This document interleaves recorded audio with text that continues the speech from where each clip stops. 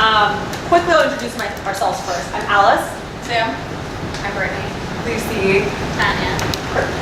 Awesome. So we'll get started. First, we start off with actually 3 interviews. So we interviewed Bobby, and then we also had a few personal connections in our group here. So we talked to a family member whose partner also suffered a work injury. So we kind of talked to a few people like that. And some findings we found were, that education was really critical. Preventative medicine is better than medicine. And then some other interesting insights we had was the difficulty of saying all I need is help. So there's a few more we'll dive into, but we were able to interview 3 people.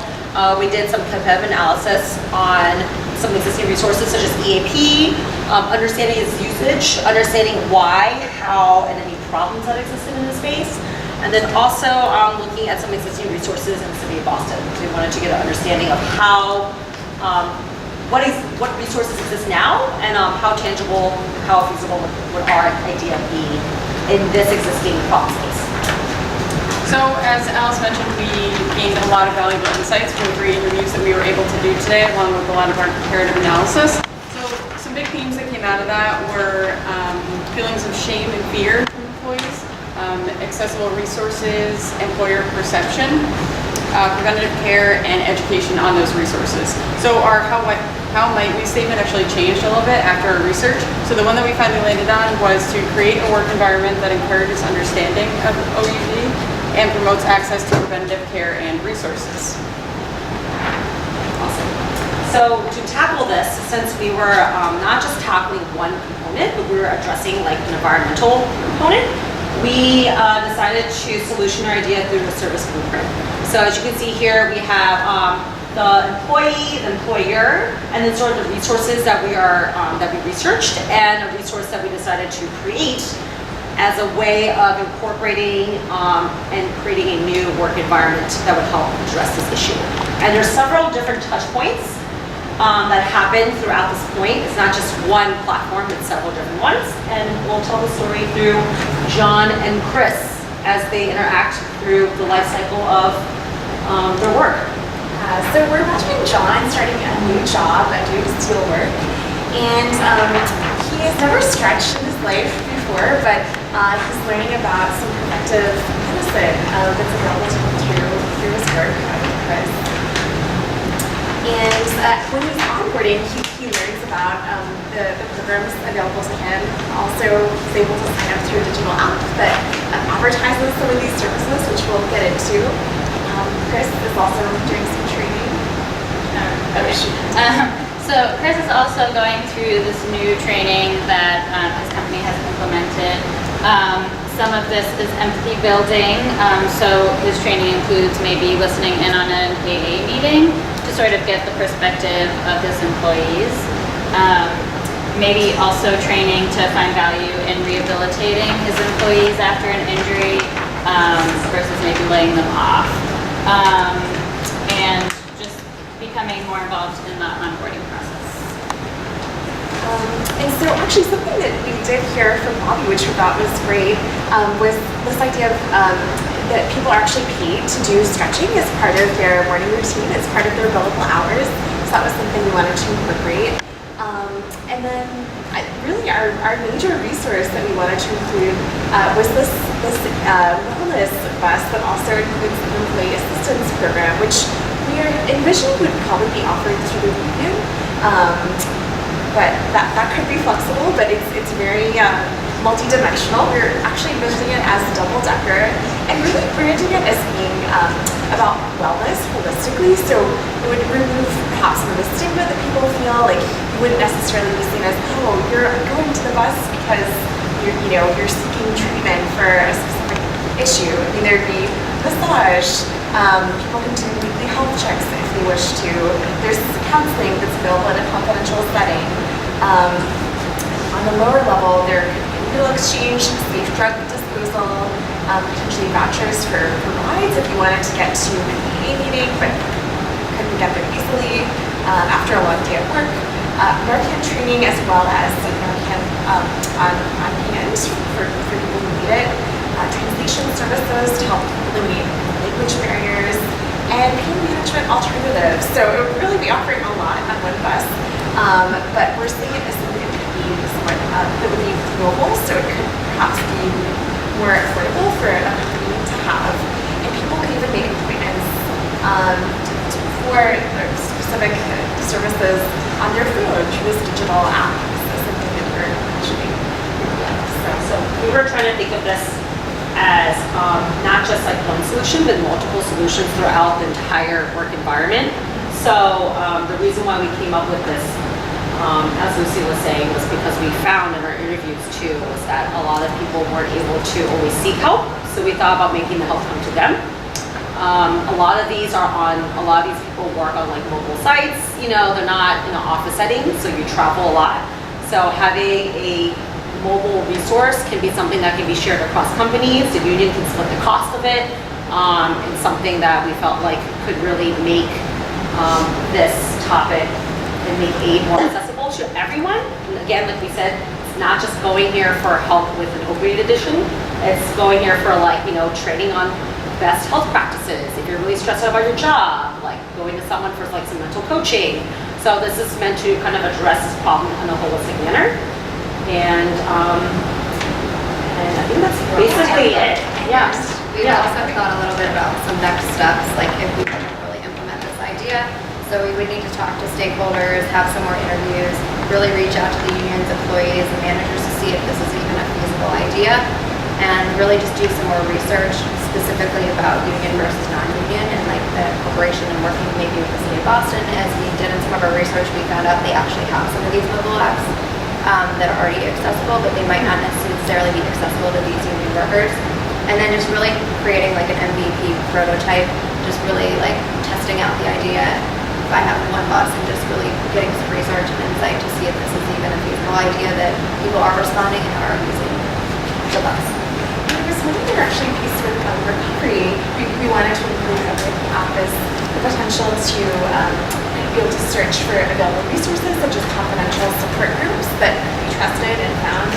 And also the possibility to ask other people who've recovered, who understand the experience, potentially for a ride, or just to be able to have this alert system, whether you're just looking for regular carpool to an AA meeting, or if you do need someone in the middle of the night to help you, as our guests were saying today, I would do anything to help someone else who's going through this experience.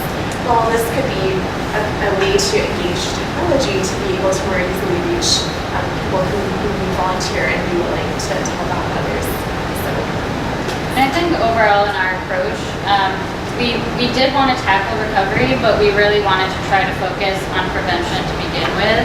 So really educating both the employee and the employer about preventable measures such as the stretching, such as like having OSHA come and like consistently check the job site to make sure that it's safe. And then, if and when someone does become injured and maybe gets addicted and needs to recover, we wanted to sort of give them resources from like the second they start to job to maybe having to recover or maybe not.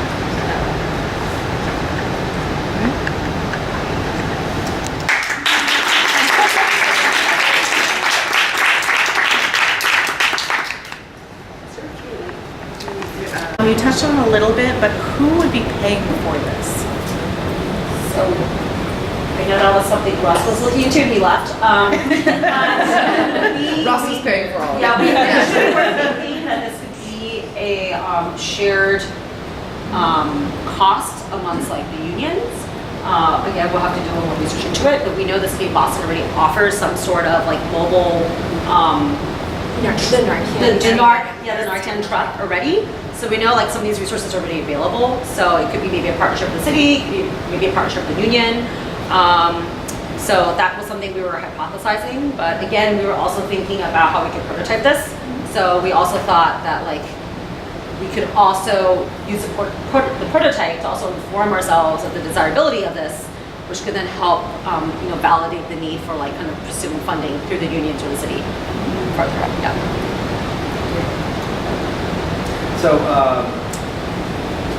two-part question. Part one, The bus as a manifestation, as a tangible element of the service itself, does that also associate with the employer? So are those services meant for both the employee and employer, or one versus the other? Part A. Part B, is there any thought on an MVP that doesn't require the amount of investment of actually, building a bus, where it could be a solution that's simulating that for early kind of ideation? Right. So part one, you said, would this benefit only the employee? Is it for both employee and employer, from a target audience? So I know we thought from a target audience perspective, the direct beneficiary of this would probably be the employee. But we did kind of approach the viability of this would be something that we knew we would have to kind of evangelize earlier on. So that's why we talked about doing some empathy building or training from the employer side, so that you get buy-in from the employers to, one, allow this truck on site all the time. Like a lot of construction sites we know are pretty limited in zones. There's construction going on, there's equipment, there's other trucks coming in and out, so you kind of need buy-in from the employer early on. So that's what we thought about, different touch points earlier on. But when we were thinking about, for example, Chris in this case, he could be a superintendent that's on site all the time, and in that case, he could go to the massages and he can go to these clinics himself. So people that are on site in managerial settings can benefit from this too. But higher up, people that sit in their office all day, that are kind of managing the funds and the scheduling, they might not necessarily need to go to this. So this is much more for the people that are on site. So in that case, it could be some people that are on site managers, but not people in the office. And then second, the MVP. Yeah, the second part, we kind of talked about it. We thought it would be helpful to have this be mobile if possible, but another way to test out whether the services would be desired or used would be, we thought about maybe using, was it a pop-up container, a something distribution container or something that would be unsafe, that we could just install some of these services in temporarily, even though we think the mobility piece could help make it more shareable and more scalable, having a pop-up against some sort of shipping container or temporary structure could be a way to test it out. Yeah, and we know a lot of construction sites already have a lot of temporary office sites, so you can borrow a room and just prototype out little spaces and maybe have hey, we're offering these services, are you interested? Check which ones you're interested in. So just getting an idea of desirability. On that. You guys mentioned it briefly about trust, and we heard about it in the interviews and the research from earlier. Did you guys think at all in depth or even address it about how you would ensure that employees felt comfortable making use of this service without being, or the app, right? If I was going to call somebody for help, if I was going to use an app versus call somebody directly, and issues around who's capturing this, who's going to know about this, do I want my employer seeing me walk onto the bus? You guys touched on it a little bit, but did you do any more thinking about how you would ensure that trust and that privacy concern is there for the target audience, in this case the employees? Yeah, I think we definitely talked about the idea of building trust over time. If the same people are working on this mobile bus over and over again, over time you're gonna feel more comfortable talking to them about whichever of these services might apply to you. We also discussed definitely having somebody, especially in the recovery services portion of this, that has gone through it. Because as we heard from Sean and Bobby this morning, they definitely felt more trust with somebody who had gone through it and who succeeded than someone who might not have. So having those two components, a very steady volunteer network or just employees on the service, and then also somebody who's gone through it themselves. And I think adding on to that also, we were thinking of baking it into the onboarding kind of early on so that this becomes kind of a recognizable normal feature to the everyday work. And I think Lucy mentioned it earlier, but kind of viewing the bus as a holistic approach as well. If someone sees you walking up to the bus, you can be going for any number of things. It doesn't necessarily have to be treatment. So we don't want sort of a negative connotation associated with that or people to be fearful. So we wanted to approach it kind of holistically and know that people can be going there for all types of different reasons. The digital piece, though, we hadn't really talked through like kind of how to kind of inspire trust like within the app specifically. So that was actually not really an area we've delved into. But we thought for some, like having a digital interface that wouldn't necessarily include talking to someone might help them feel more anonymous. I think there is a lot we would need to think through about like kind of signaling that security and like that very strict like adherence to HIPAA and all of that. So we haven't delved into those details. Yeah, we thought the anonymity could be appealing to some. Yeah. Just one little question. It seems the solution really does address really well the second part of the how might we in terms of promoting access to care. You put encourages understanding in as part of your question. Apart from training, how important is that to your solution?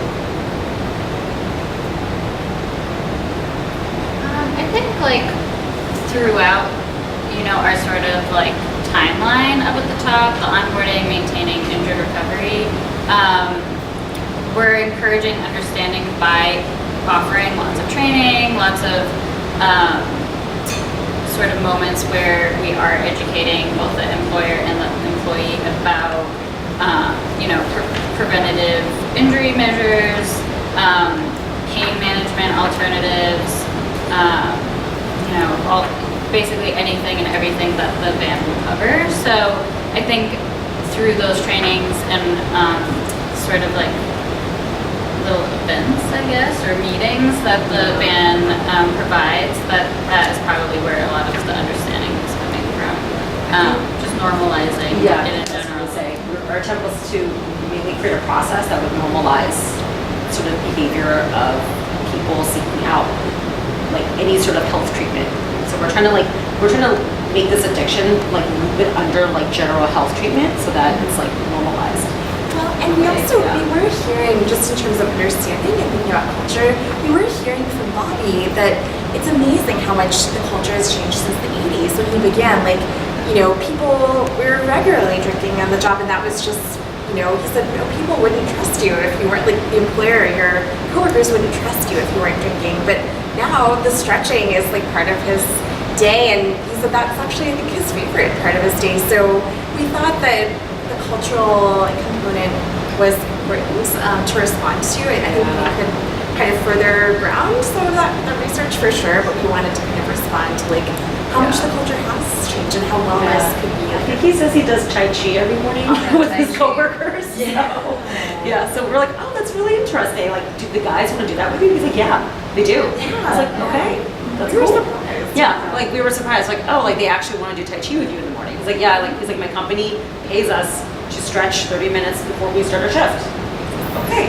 So I think that kind of holistic well-being is becoming more normalized. So we wanted to kind of like promote that even more. And again, I think that kind of goes under, I guess when it comes to understanding IUD, we're trying to make it like a general health